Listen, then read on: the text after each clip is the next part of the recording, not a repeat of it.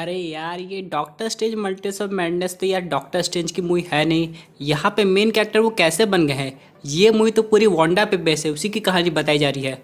बहुत से लोगों का कुछ ऐसा डायलॉग है मूवी देखने के बाद, लेकिन आप लोग को पता है यहाँ पे कुछ डिलीटेड सीन भी है जो कि हटा दिए गए, क्योंकि अगर वो सब होते तो ये मूवी तो 100% वांडा की हो जाती। तो आज हम लोग वही सब डिलीटेड सीन के बारे में बात करने वाले हैं कि अगर वो सब होते तो मूवी हम लोग को कैसी दिखाई देती। लेकिन उससे पहले चलिए दोस्तों एक गेम खेल लेते हैं। आप लोग अपने आप को डाई हार्ड फैन कहते हैं ना सुपर हीरो का, तो अगर आप लोग थॉर के फैन हैं तो इस वीडियो को लाइक कीजिएगा, और अगर आप लोग आयरन मैन के फैन हैं तो इस पर कमेंट कीजिएगा आई लव यू 3000। देखते हैं कि आगे क्या होता है। तो यहाँ पे सबसे पहला जो डिलीटेड सीन था वो यहाँ पे ये बताता था कि जो वांडा और इल्यूमिनाटी की बैटल है वो और लंबी हो सकती थी।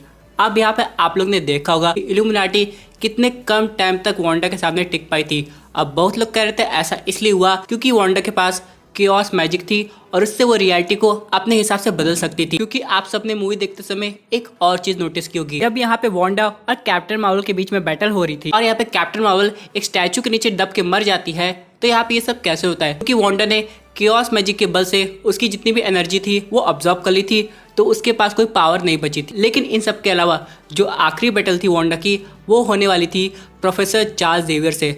लेकिन अभी आप लोग को पता होगा कुछ महीने पहले एक लीक कॉन्सेप्ट आर्ट सामने आया था, जहाँ पे प्रोफेसर चार्ल्स जेवियर अपनी फ्लोटिंग चेयर पे बैठ के हवा में उड़ रहे थे और वांडा भी एक तरीके से लेविटेट कर रही थी और दोनों बैटल कर रहे थे। और यहाँ पे दोस्तों ये बैटल इतनी जल्दी खत्म नहीं होने वाली थी, यहाँ पे सीन को और लंबा किया जा सकता था जो कि डिलीटेड सीन में बताया जा रहा है। और यहाँ पे प्रोफेसर चार्ल्स जेवियर एक ऐसे मेंबर थे इल्यूमिनाटी के जो कि सबसे ज्यादा लंबा टिकते वांडा के सामने, ना कि ऐसा कि बस 1 मिनट में आए और उनका गला मुड़ के चले गए वो। लेकिन दोस्तों चलिए अब हम लोग बात कर लेते हैं यहाँ पे दूसरे डिलीटेड सीन की, जो कि है डॉक्टर स्ट्रेंज और डार्कहोल्ड। अब हम लोग को पता है कि डॉक्टर स्ट्रेंज ने थेनोस को कैसे डिफीट किया था, लेकिन यार उनके बारे में मूवी में और डिटेल में बताया जाने वाला था। यानी कि जो टाइटन में बैटल दिखाई गई, जहाँ पे थेनोस भाई साहब पहले से खत्म होकर बड़े आराम से लेटे हुए नजर आ रहे थे और उनके सामने इल्यूमिनाटी थी और डॉक्टर स्ट्रेंज बैठ के अपने खत्म होने का इंतजार कर रहे थे, तो वो सब काफी जल्दी में निपट गया। असल में दोस्तों यहाँ पे एक मिनी बैटल दिखानी चाहिए थी कि कैसे इल्यूमिनाटी ने थेनोस को डिफीट किया, जो कि मेरे हिसाब से 100% फिल्माई गई होगी, और डॉक्टर स्ट्रेंज ने केओस मैजिक का कैसे यूज किया थेनोस के ऊपर वो भी बताया गया होगा। लेकिन पता नहीं क्यों वो सब हटा दिया गया, क्योंकि दोस्तों उसकी वजह से मूवी काफी लंबी जा रही थी। यानी जो उनके यूनिवर्स के जो डॉक्टर स्ट्रेंज थे, जो कि था अर्थ 838, उनके बारे में भी डिटेल में बताया जाने वाला था, लेकिन ऐसा कुछ नहीं हुआ। अब चलिए बात कर लेते हैं हम लोग तीसरे सीन की, जो कि रिलेटेड है क्रिस्टीन से। यहाँ पे दोस्तों अभी जो उनकी एक्टर है जिनका नाम रेचल है, उन्होंने रिवील किया था कि उनके 3 ऑल्टरनेट वर्जन होने वाले थे। पहले तो अपने करंट अर्थ के, और दूसरे अर्थ 838 के, और एक तीसरा वर्जन भी था जो कि हटा दिया गया। यानी कि हम लोग को 3 वर्जन की क्रिस्टीन दिखाई देती, और बहुत लोग को ये भी लग रहा था जो क्लिया का रोल है वो एंड में वही करेंगी, लेकिन ऐसा कुछ नहीं हुआ, बल्कि क्लिया की ऑलरेडी एक नई तरीके से कास्टिंग कर दी गई है।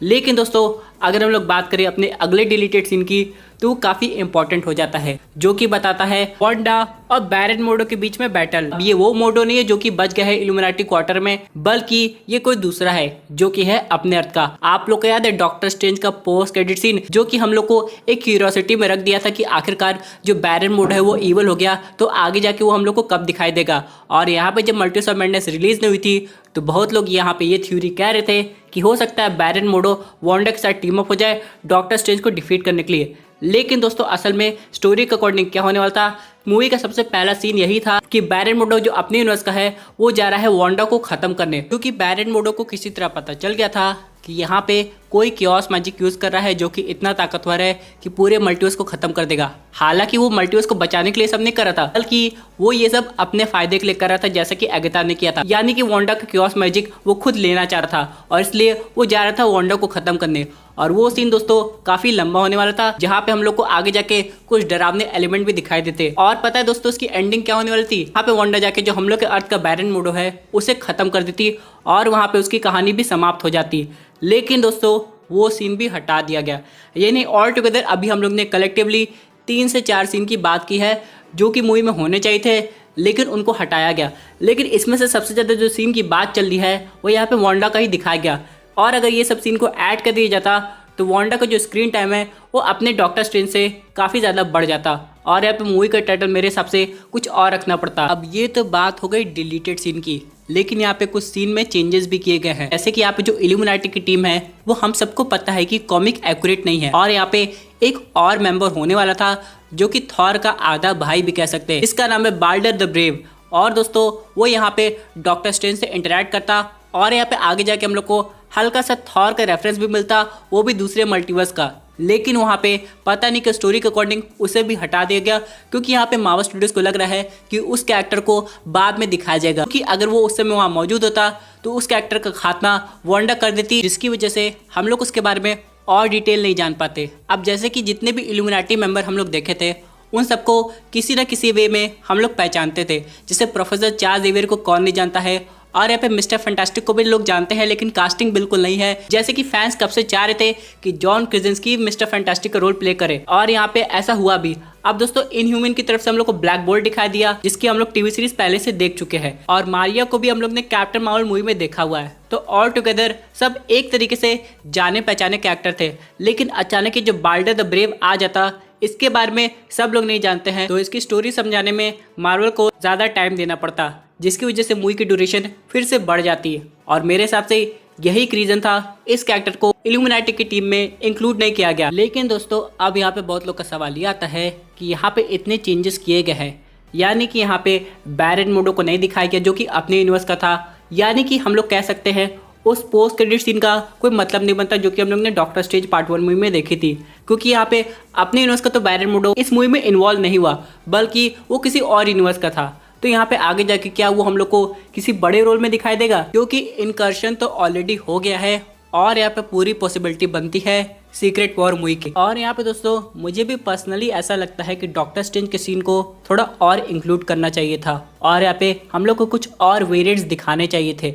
अब जैसे कि यहाँ पे बहुत लोगों को लग रहा था कि व्हाट इफ देखना काफ़ी ज़रूरी हो जाता है, और यहाँ पे हम लोग को वही एग्जैक्टली डॉक्टर स्ट्रेंज देखने को मिलने वाले हैं जो कि हम लोग को व्हाट इफ में देखने को मिले थे, यानी कि डॉक्टर स्ट्रेंज सुप्रीम। लेकिन हाँ, मूवी देखने के बाद कंफर्म कर दिया ये कोई और है जिसका नाम है सिनिस्टर स्ट्रेंज।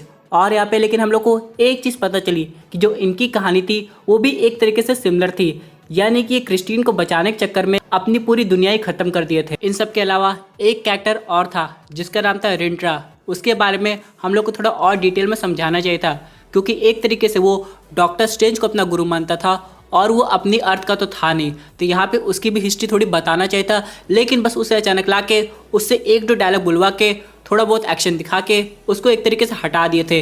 क्या पता बाद में जाके हम लोग को उसके बारे में और पता चले, लेकिन उसके लिए तो हम लोग को डॉक्टर स्ट्रेंज 3 का इंतजार करना पड़ेगा। अब देखते वो कब आती है। तो दोस्तों ये थी एक अमेजिंग अपडेट जो कि रिलेटेड थी मल्टीवर्स ऑफ मैडनेस के डिलीटेड सीन से। आई होप आपको ये वीडियो पसंद आई होगी। वैसे आपकी क्या व्यूज इस पर्टिकुलर टॉपिक पे अपनी व्यूज जरूर कमेंट कीजिए। और दोस्तों अगर आप ऐसे सुपर हीरो कंटेंट एंजॉय करना चाहते हैं तो हमारे चैनल को सब्सक्राइब करके हमारे सुपर हीरो फैमिली का हिस्सा बन जाएगा।